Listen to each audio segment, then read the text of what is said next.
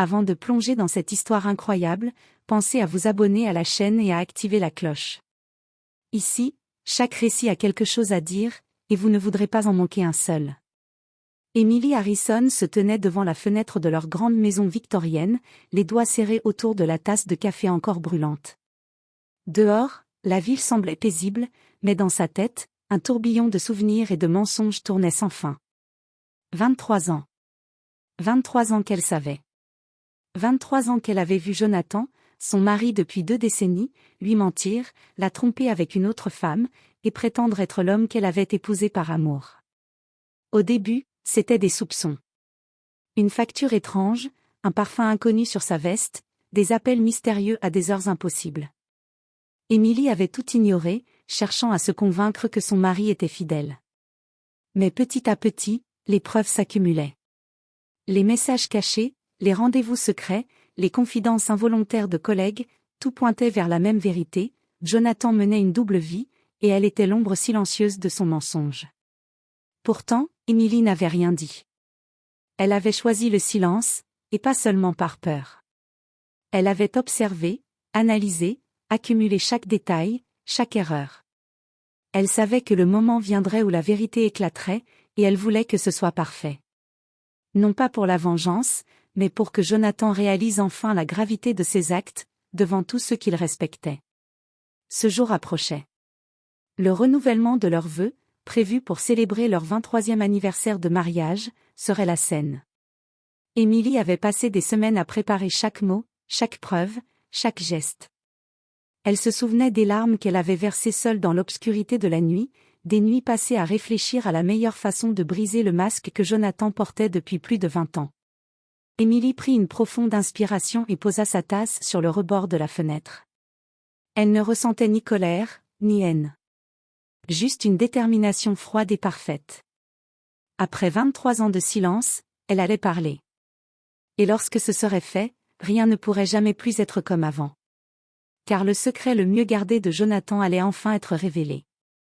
Le matin du renouvellement des vœux, Emily se réveilla avant le soleil.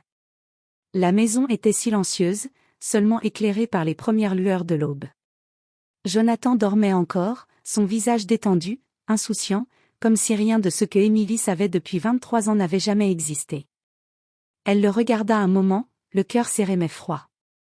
Chaque ride sur son visage semblait maintenant marqué par l'hypocrisie de toutes ces années.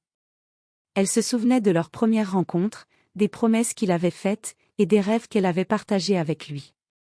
Tout cela semblait aujourd'hui un mensonge soigneusement emballé. Emily passa la matinée à vérifier les derniers détails. Les photos, les messages imprimés, les preuves de ses rendez-vous secrets soigneusement rangés dans une petite boîte élégante qu'elle déposerait sur l'autel lors de la cérémonie. Tout devait être parfait.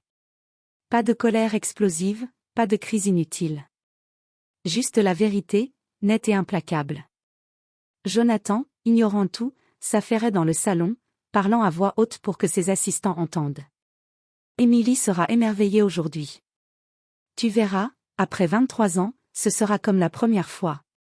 Emily esquissa un sourire glacial. Comme la première fois, oui, mais pas de la manière qu'il croyait. Quand les invités commencèrent à arriver, la tension monta. Les amis et la famille s'extasiaient devant la décoration luxueuse et les arrangements floraux parfaits. Emily saluait chacun avec un sourire poli, mais ses yeux scrutaient Jonathan à chaque instant, notant ses gestes, sa posture, ses petites manies, tout ce qui révélerait sa nervosité lorsqu'elle lancerait sa révélation. Alors que les invités prenaient place, Emily sentit son cœur battre plus vite. 23 ans de patience, d'observation, de silence, et le moment était enfin là. Elle avait planifié ce jour pour que la vérité frappe plus fort que n'importe quelle accusation, pour que Jonathan réalise publiquement l'ampleur de sa trahison. Le maître de cérémonie annonça le début de la cérémonie. Jonathan, sûr de lui, prit la main d'Emily, le sourire confiant. Mais à l'intérieur, Emily était prête. Chaque souvenir, chaque larme cachée, chaque trahison allait trouver sa voie. Et lorsque ce serait fait, rien ne serait jamais comme avant. La salle était baignée d'une lumière douce, les invités impeccablement habillés, les fleurs disposées avec soin. Jonathan se tenait debout, le sourire confiant, tenant la main d'Émilie comme s'il posait pour une photo. Pour lui, tout allait se passer comme prévu, un renouvellement de vœux parfait, un moment romantique à raconter aux amis et à la famille. Émilie, elle, sentait une force glaciale parcourir ses veines. Chaque pas qu'elle faisait vers l'autel était mesuré, précis. Elle savait que ce moment devait être parfait. Pas de colère excessive, pas de scandale inutile. Juste la vérité, exposée avec calme et puissance.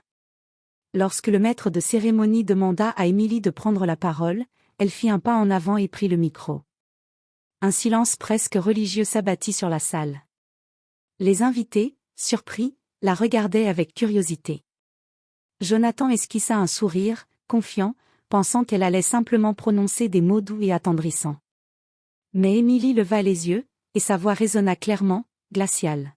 « Jonathan, il est temps que tout le monde sache la vérité. » Un murmure parcourut la salle. Les yeux des invités se tournèrent vers Jonathan, incrédule. Il cligna des yeux, pensant d'abord à une blague, puis sentit la panique le gagner lorsque le ton de sa femme ne laissait aucune place au doute. Émilie sortit la petite boîte qu'elle avait soigneusement préparée. À l'intérieur, des preuves accumulées pendant 23 ans, photos, messages, rendez-vous, reçus de restaurants, tout. Les invités regardaient, bouche bée, tandis qu'elle montrait calmement chaque preuve, expliquant avec détail comment Jonathan l'avait trompée pendant plus de 2 décennies.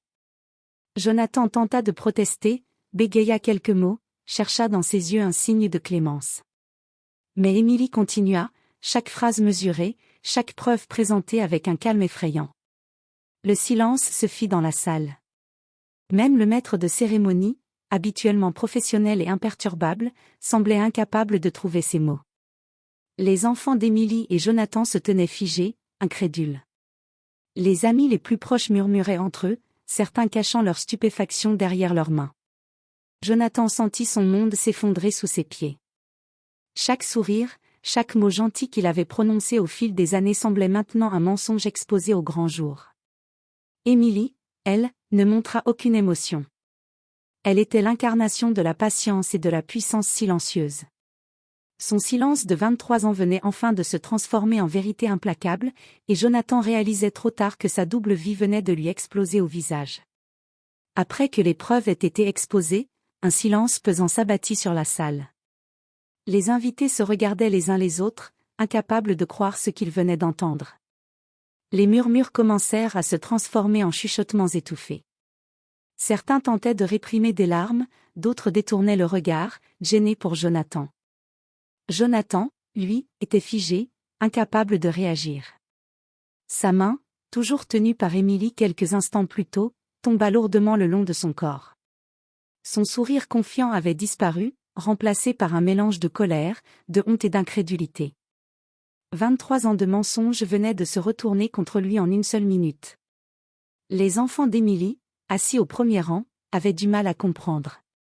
Ils avaient grandi admirant leur père, pensant avoir le couple parfait comme modèle. Maintenant, leur monde semblait s'écrouler. La colère et la déception brillaient dans leurs yeux, mais ils restaient silencieux, laissant leur mère gérer la situation. Émilie reprit calmement la parole. Pendant 23 ans, j'ai gardé le silence. Je vous ai observé, Jonathan, et j'ai vu chaque mensonge, chaque tromperie, chaque fois que tu as trahi notre famille. Aujourd'hui, je ne resterai plus silencieuse. Tout le monde doit savoir. Les invités murmuraient, certains se levaient lentement, choqués par l'ampleur de la trahison. Les amis proches, qui avaient toujours admiré leur mariage, sentaient leur monde basculer. Jonathan essaya de parler, mais aucun mot ne sortit correctement. Il bafouilla. Émilie, je peux expliquer. Émilie leva un doigt, le coupant net. Non, Jonathan. Il n'y a rien à expliquer. Les actes parlent d'eux-mêmes. À ce moment, un sentiment inattendu traversa Émilie, la libération.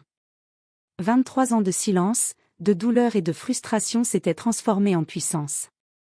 Elle avait enfin pris le contrôle de sa vie, et Jonathan n'était plus l'homme qu'il pensait être. Le maître de cérémonie, hésitant, murmura. Peut-être devrions-nous faire une pause. Mais Émilie secoua la tête. Elle voulait que chaque invité comprenne, que chaque personne présente voie l'ampleur de la trahison et la force de son silence transformé en vérité. Jonathan quitta la salle en boitant légèrement, la tête basse, couvert de honte. Chaque pas résonnait comme un écho de ses mensonges. Émilie, elle, resta debout, droite et imperturbable. Le silence de 23 ans était brisé, et pour la première fois depuis 2 décennies, elle respirait librement.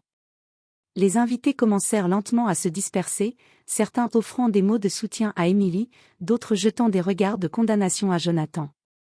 Mais pour Émilie, tout cela importait peu. Son passé était désormais derrière elle. Ce qui comptait, c'était le présent et le futur, désormais libres de toute trahison. Jonathan avait quitté la maison quelques heures plus tôt, le visage rouge de honte et de colère. Les invités, encore sous le choc, commençaient à digérer la vérité. Mais Émilie ne regardait pas derrière elle. Elle sentait pour la première fois depuis 23 ans une liberté absolue, un poids qui s'était enfin envolé.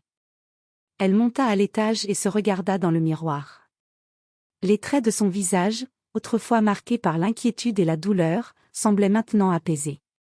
Ses yeux brillaient d'une détermination nouvelle.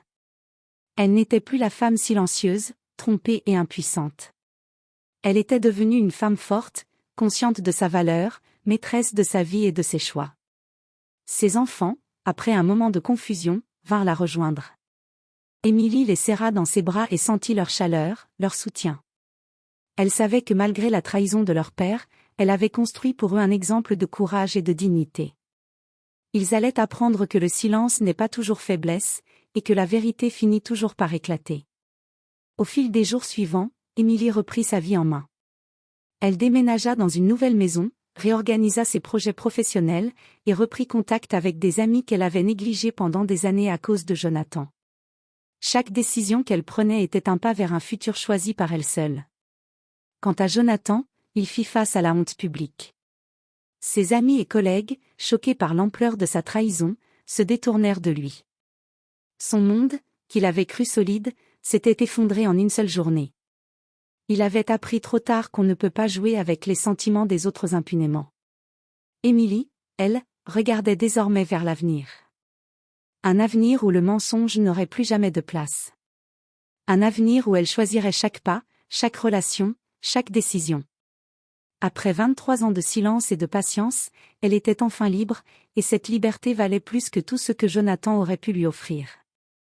Elle se tourna vers la fenêtre, le soleil couchant illuminant son visage. Un sourire sincère se dessina sur ses lèvres. La vie avait brisé un mensonge, mais elle venait de révéler sa propre vérité, et cette vérité allait la porter vers un futur rempli de promesses et de possibilités.